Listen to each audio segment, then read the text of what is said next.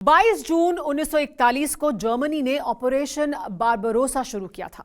यह operation Soviet संघ के खिलाफ एक बड़ी आक्रामक कार्रवाई थी। उस समय सोवियत संघ की कमान स्टालिन के हाथों में थी और किसी को भी विश्वास नहीं था कि इस जंग में सोवियत संघ को जीत मिलेगी। लेकिन अकेले स्टालिन को भरोसा था और आखिर में सोवियत संघ को जीत भी मिली। लाखों सैनिक होने के बाद भी यह संभव कैसे हुआ, इस बारे में विचार जारी ही था कि तभी अमेरिका ने चौंकाने वाली जानकारी सामने रखी।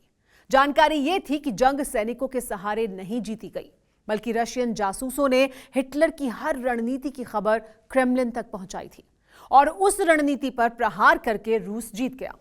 क्या अब भी रूस की यही रणनीति है? देखिए इस चैप्टर में बुनियाद, विक्ट्री थ्रू एस्पियोनाज। 24 फरवरी 2022, राष्ट्रपति आवास, रूस। यूक्रेन में सुबह के 5 बज रहे थे जब पुतिन ने हमले का आदेश दिया। इसके 5 मिनट बाद ही रूस के फाइटर जेट्स यूक्रेन के आसमान पर मंडराने लगे। कीव पर मिसाइलें दागी जाने लगी।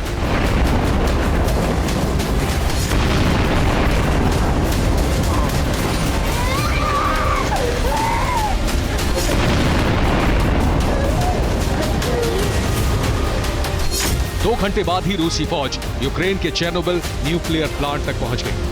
रूसी हमले के वक्त चेर्नोबिल में यूक्रेनी फौज के 169 जवान तैनात थे, जिन्होंने बिना कोई विरोध किए रूस के सामने सरेंडर कर दिया। यूक्रेन पर हमले के 2 घंटे बाद ही चेर्नोबिल पर रूस का कब्जा हो गया।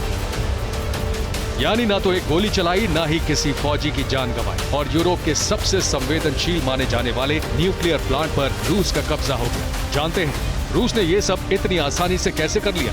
दुनिया यूक्रेन पर रूस के हमले की तारीख 24 फरवरी मानती है, लेकिन हकीकत यह है कि साल भर पहले से ही रूस ने ज़ेलेंस्की को सबक सिखाने का सीक्रेट प्लान तैयार कर लिया था। रूस की फौज से पहले ही यूक्रेन में पुतिन के सीक्रेट एजेंट दाखिल हो चुके थे।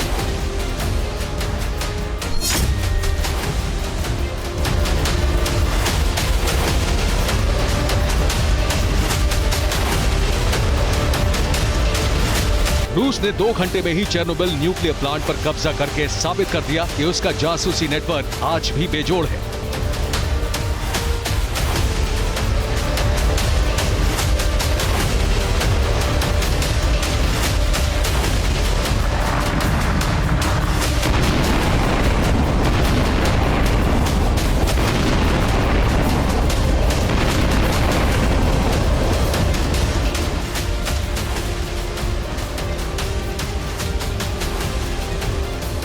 अब ये तस्वीर देखिए। इस शख्स का नाम है वैलेंटाइन विटर।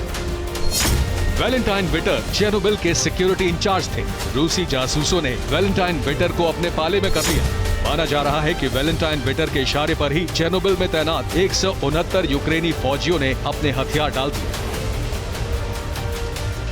रूस के जासूसों के कारनामे और प्रेसिडेंट पुतिन के ऑपरेशन एक्स की लिस्ट सिर्फ इतनी भर नहीं है।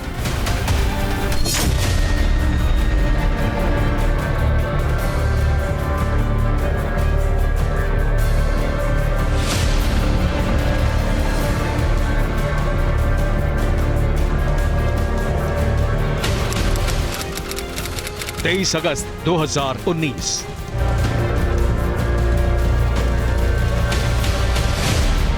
दोपहर का वक्त था। बर्लिन के मशहूर केटी पार्क के आसपास चहल पहल रोज की तरह थी। एक शख्स मस्जिद से नमाज पढ़कर घर लौट रहा था। वो केटी पार्क के पास पहुंचा ही था कि कहीं से 3 गोलियां जिस्म को छलनी करती हुई निकल गई।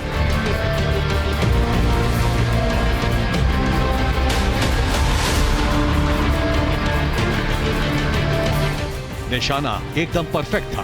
ग्लॉक 26 पिस्टल से निकली बुलेट ने उस शख्स की जान दे दी।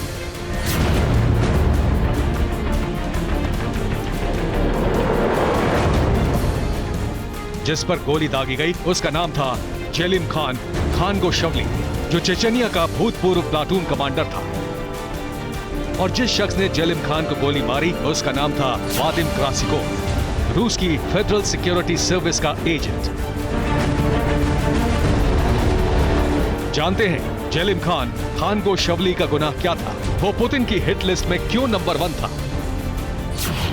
2001 में जेलिम खान सेकेंड चेचन वॉर में रूस के खिलाफ लड़ा।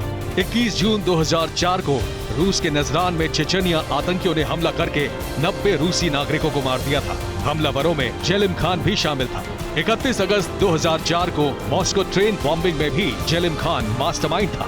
2008 में जब पुतिन ने जॉर्जिया पर हमला किया, तब जेलिम खान जॉर्जिया की तरफ से लड़ा। 2008 में जॉर्जिया और 2014 में क्रीमिया पर अटैक करके पुतिन और मजबूत हो गए। 2016 में जेलिम खान अपनी बीवी और बच्चों समेत रेफ्यूजी बनकर जर्मनी पहुंच गया, लेकिन उसे पता नहीं था कि कुछ अनजान साए 24 घंटे उस पर नजर रख रहे हैं। 23 अगस्त 2019 को जैसे ही मौका मिला, रूस की खुफिया एजेंसी ने जेलिम खान की फाइल कूड़े में डाल दी।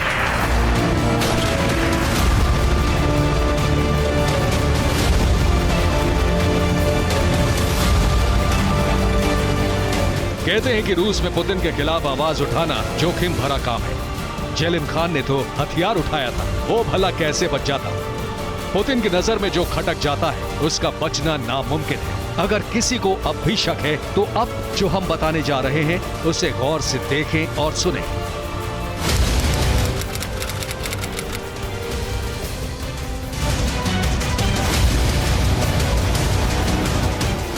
लंदन के यूनिवर्सिटी कॉलेज हॉस्पिटल के आईसीयू वार्ड में एक शख्स अपनी जिंदगी की आखिरी सांस ले रहा था। डॉक्टरों की टीम जान बचाने के लिए पूरी ताकत झोंक रही थी, लेकिन टूटती सांसों को जोड़ना नामुमकिन था। मरीज को पोलोनियम 210 नाम का जहर दिया गया था। कुछ देर बाद मरीज ने दम तोड़ दिया।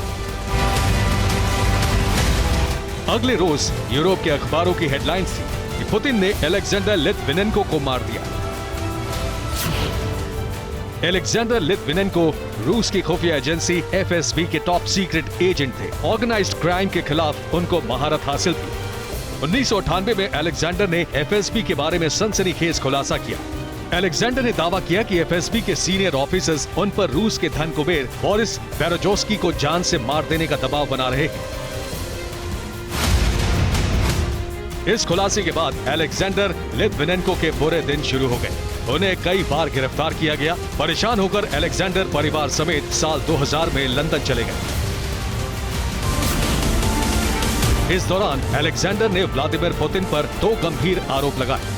पहला ये कि पुतिन को चुनाव जिताने के लिए रूसी खुफिया एजेंसी जानबूझकर बम धमाके करवा रही है। दूसरा ये कि रूसी पत्रकार अन्ना पोलितकोव्स्काया के मर्डर में पुतिन का हाथ है। इसीलिए जब अलेक्जेंडर लिटविनेंको की मौत की जांच हुई, तो ब्रिटेन की खुफिया एजेंसी और अमेरिकी रक्षा मंत्रालय की नेशनल सिक्योरिटी एजेंसी ने कहा कि अलेक्जेंडर की मौत स्टेट एग्जीक्यूशन है, यानी अलेक्जेंडर को रूस ने मारा है।